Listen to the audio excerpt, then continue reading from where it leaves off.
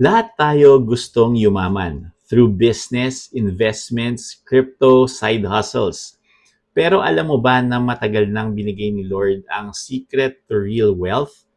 At hindi ito tungkol sa pagod, puyat, at hustle culture. Ang tunay na yaman may mas malalim na source. Sabi sa Proverbs 10:22, the blessing of the Lord makes a person rich, and he adds no sorrow with it. Napansin mo, hindi nakasulat na your job makes you rich or your business makes you rich. Ang sabi, the blessing of the Lord. Marami sa atin may mataas ang income pero parang laging kapos. Bakit may mga mayaman na malungkot, stressed, walang peace? Kasi kapatid, yaman na walang peace, hindi tunay na yaman. Ang yaman na galing kay Lord may kasamang saya, kapayapaan, at layunin.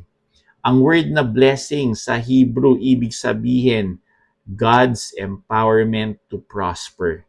Ibig sabihin, hindi mawawala ang hard work, pero may pabor, may gabay, at may supernatural results. Isipin mo, si Joseph sa Bible, kahit naging slave at nakulong, lahat ng hinawakan niya umunlad. Bakit? Dahil nasa kanya ang blessing ni Lord. Hindi siya humabol sa pera. Pera ang humabol sa kanya. At good news, available pa rin yan today. Kapag inalign mo finances mo kay Lord sa honesty, generosity, at faith, start your day with prayer. Be faithful sa giving. Put God first before money.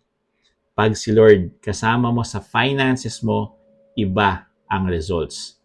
Kung gusto mo ma-experience ang yaman na may peace, joy at purpose, invite God to bless the work of your hands starting today.